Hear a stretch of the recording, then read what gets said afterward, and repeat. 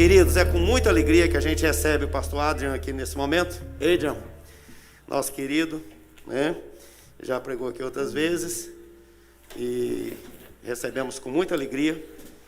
Seja muito bem-vindo e vamos ouvir a palavra do Senhor. E eu gostaria que a igreja recebesse esse amado irmão com muito entusiasmo, tá certo? Muito entusiasmo. Então, uma salva de palmas para Jesus, para receber e dizer para ele assim: seja bem-vindo em nome de Jesus. Vamos lá? Seja bem-vindo em nome de Jesus. Deus abençoe, querido. Amém. Obrigado. Muito obrigado. Bom dia, boa noite a todos. Graça e paz em nome de Jesus. É um privilégio muito grande aceitar e receber esse convite, estar com vocês. Eu sei que não é fácil pregar nessa igreja, vocês têm dois grandes pastores aqui, nem precisavam de mim, mas me deram esse privilégio e eu estou muito feliz de poder esta noite estar com vocês.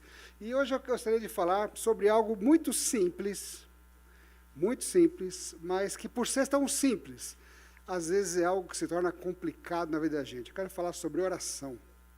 O pastor acabou de orar por nós aqui, perguntou se a gente acredita no poder da oração, nós falamos amém.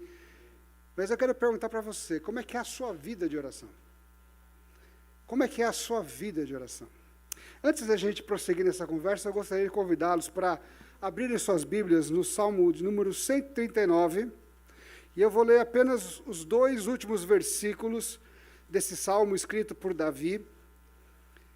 E os dois últimos versículos do Salmo 139 é uma oração que Davi faz. E ele diz assim, versículo 23 e versículo 24. Ele diz: sonda-me, ó Deus, e conhece o meu coração. Prova-me e conhece as minhas inquietações. Vê se em minha conduta algo te ofende e dirige-me pelo caminho eterno. Vamos orar. Senhor, fala através dessa tua palavra aos nossos corações, de acordo com a nossa necessidade. Coloca a tua palavra dentro de nós, em nome de Jesus. Amém. Deixa eu falar para vocês um pouco sobre como é que eu entendo a importância da oração. Quando eu comecei meu ministério pastoral, há mais de 25 anos atrás, eu era um jovem pastor, chegando na igreja, um desejo muito grande de pregar, de ensinar, de fazer a igreja crescer e de aconselhar, e as pessoas vinham procurar aconselhamento pastoral, e eu tinha aquela presunção de que através da minha palavra, através daquilo que eu ia explicar, ensinar, as pessoas iam ser profundamente abençoadas e que eu ia ajudar a resolver os problemas delas. E eu comecei a ficar frustrado, que muitas vezes eu ensinava, muitas vezes eu aconselhava, e as pessoas muitas vezes continuavam na mesma situação, com as suas dificuldades, as suas lutas. E eu confesso que no primeiro ano, segundo ano do pastorado, eu comecei a ficar um pouco frustrado comigo mesmo como pastor. Até que eu me encontrei com um grupo de outros colegas pastores num retiro, e quem estava falando no retiro era o pastor Ricardo Barbosa, da igreja lá de Brasília. Ele já é um pastor mais experiente, e ele chegou para a gente, falou sobre qual que é o nosso papel como pastores. E ele disse algo para mim que me marcou profundamente. Ele falou que o seu papel como pastor não é resolver todos os problemas das pessoas. O seu papel como pastor é orar pelas pessoas e ajudar as pessoas a que elas orem e se coloquem diante de Deus através da oração. E a partir daquele momento eu percebi o quanto a oração é algo fundamental na vida da gente. Quanto a oração é primordial para a nossa vida espiritual. Quanto que a oração, ela é o combustível para que a gente possa prosseguir na fé. Mas eu também percebi que ao longo desses anos todos, como pastor, pastoreando a igreja, olhando para a minha própria vida, olhando para a vida da igreja, eu percebi como que nós temos dificuldades de ter uma vida de oração profunda. Muita gente tem dificuldade. E eu não vou fazer essa pergunta aqui para cada um de vocês, pode ficar sossegado, não precisa responder, mas se eu perguntasse aqui, quanto tempo por semana você dedica à oração?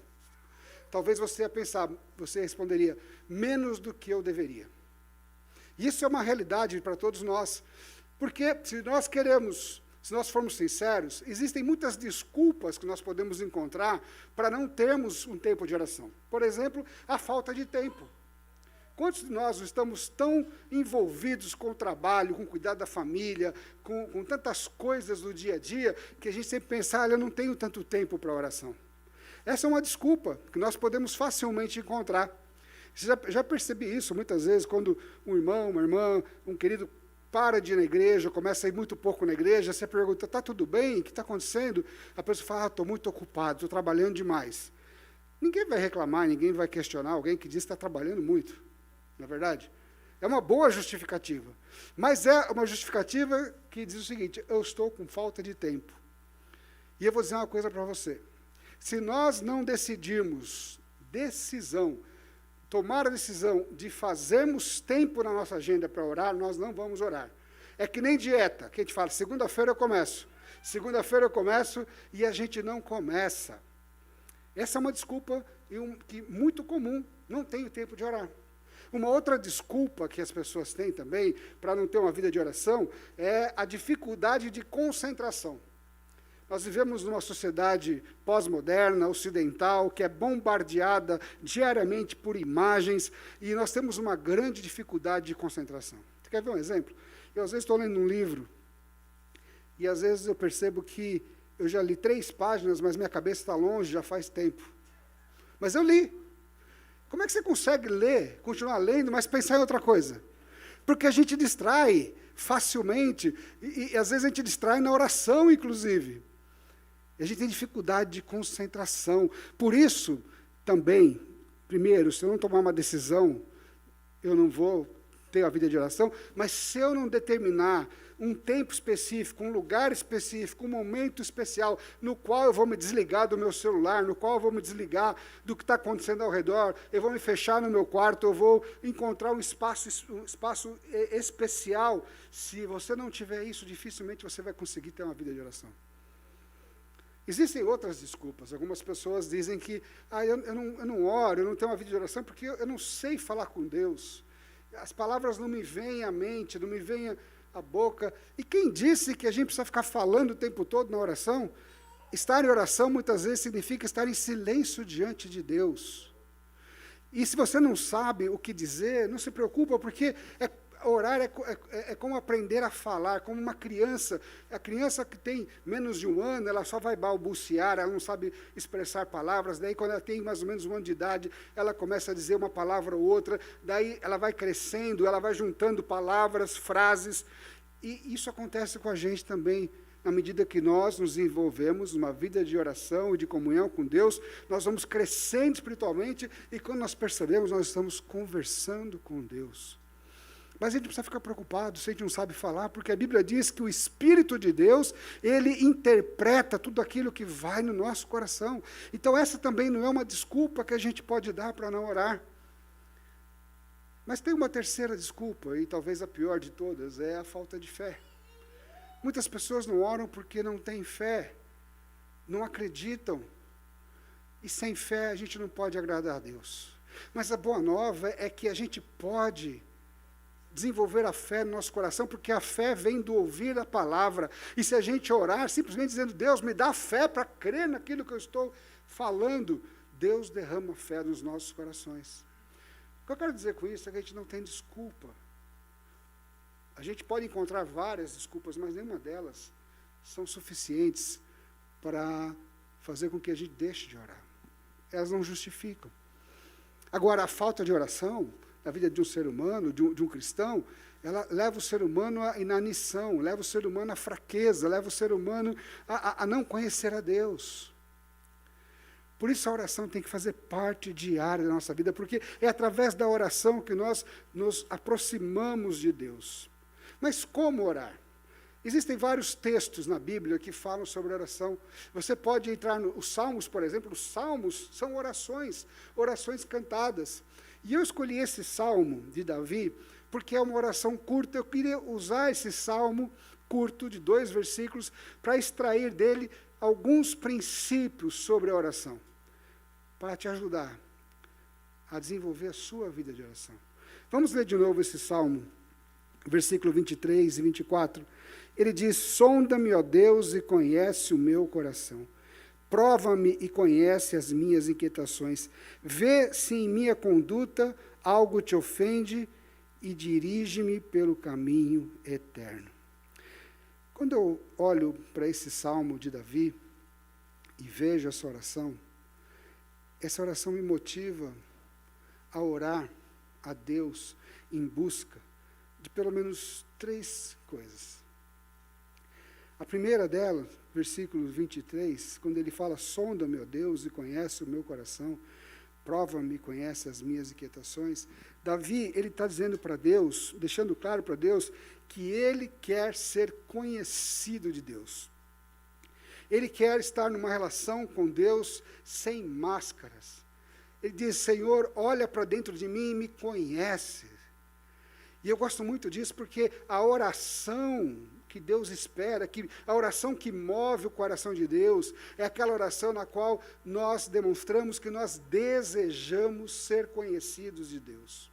Sabe que na vida, no dia a dia, no trabalho, nos estudos, nos relacionamentos, e às vezes dentro de casa, a gente não consegue viver 100% sem máscaras. Vocês me veem aqui, pastor, estou procurando trazer uma mensagem para vocês, coloquei um paletó para ficar bacana, assim, estou de máscara para esconder o meu rosto, senão ia assustar vocês, mas a gente procura sempre ter máscaras. A gente coloca, as máscaras, elas nos protegem muitas vezes, porque a gente não quer que as pessoas descubram que a gente é isso, que a gente é aquilo, que a gente pensa desse jeito, mas diante de Deus não existem máscaras. E a oração que Davi nos ensina através desse salmo, ela nos motiva a buscarmos a Deus sem máscaras, a nos expormos diante de Deus e pedirmos para que Ele sonde o nosso coração. A oração que move o coração de Deus é uma oração sincera. Você sabe que você pensa assim, mas é verdade, toda oração tem que ser sincera. Mas eu já me peguei muitas vezes ensaiando frases de efeito para falar com Deus, como se eu pudesse aparecer diante de Deus melhor na foto.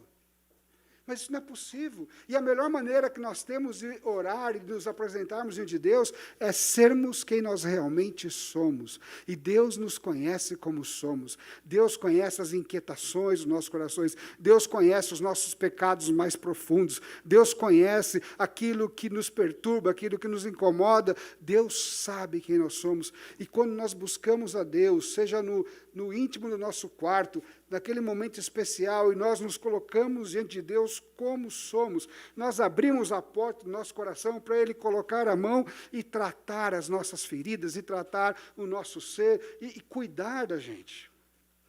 Essa é a primeira lição que eu tiro para a minha vida, que a oração pressupõe que nós sejamos sinceros diante de Deus, sem máscaras. Sejamos nós mesmos. Mas Davi, ele fala uma outra coisa que toca no meu coração, ele diz assim, vê, versículo 24, se em minha conduta algo te ofende. Ele demonstra um desejo de corrigir algo que esteja errado na vida dele. Ele se aproxima de Deus em oração, e ele se expõe, ele se abre de maneira sincera, mas ele pede para Deus olhar o seu coração, e ele pede: Deus, vê se tem alguma coisa errada no meu coração, vê se tem algo que te ofende. E a oração é o momento que nós temos de maior intimidade com Deus, naquele momento que nós podemos, diante de Deus, pedir perdão pelos nossos pecados e confessar os nossos pecados. Eu sei que não é fácil, porque confessar de verdade os nossos pecados, as nossas limitações, significa reconhecer que nós somos falhos, que nós cometemos erros, que nós não somos perfeitos. Mas a confissão abre o caminho para a graça de Deus na nossa vida. A confissão é aquilo que Deus quer ouvir. Por isso que Jesus, no Sermão do Monte, ele diz: bem-aventurados os humildes de coração, e aqueles que reconhecem que são pecadores. Você sabe qual que é a oração que eu mais gosto da Bíblia? Eu tenho uma oração preferida, essa é uma das que eu gosto, mas eu gosto daquela oração que o cego Bartimeu faz quando ele ouve que Jesus está passando. A oração dele é simples: Jesus, filho de Davi, tem misericórdia de mim. A oração é um tempo de nós nos aproximarmos da misericórdia de Deus. Mas nós só nos aproximamos e nos apropriamos da misericórdia de Deus quando nós confessamos, reconhecemos nossos pecados e confessamos os nossos pecados. Então, primeiro, essa oração Davi nos ensina a nos apresentarmos diante de Deus sem máscaras. Segundo, a confessarmos nossos pecados ao Senhor.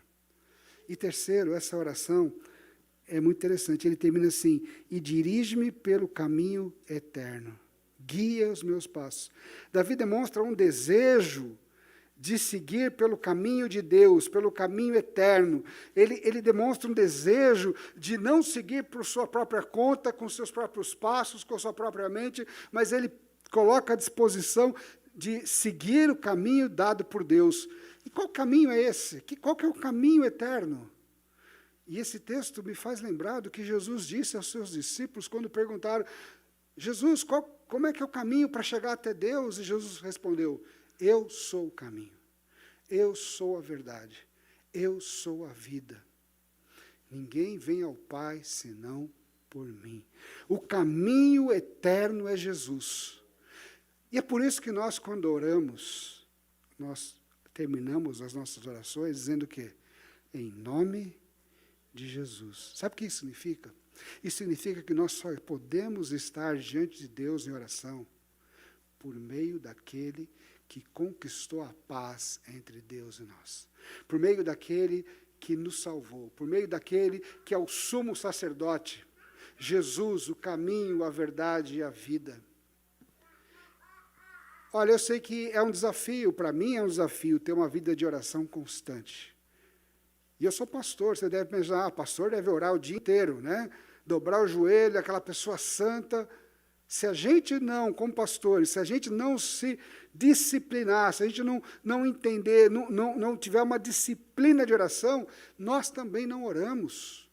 Porque todas as desculpas que eu apresentei aqui servem não só para vocês, não só para aqueles que não conhecem a Deus, mas para nós também, pastores. Mas quando nós entendemos que o único caminho para o crescimento espiritual, para uma vida com Deus, para desfrutarmos das bênçãos de Deus, é o caminho da oração, a gente toma uma decisão. E a gente então aprende a orar. E a gente se expõe diante de Deus. A gente confessa o nosso pecado. E a gente pede para Deus: guia os nossos passos, guia os meus passos. Eu sei que talvez seja difícil para você, como é para mim, orar. Mas a gente pode começar uma vida de oração com essa oração aqui. Vamos orar juntos essa oração? Feche os seus olhos, curva a sua cabeça. A gente pode orar assim: Senhor, Deus Pai querido, sonda o meu coração, prova a minha vida, conhece as minhas inquietações. Vê, Senhor, se existe algo errado em minha conduta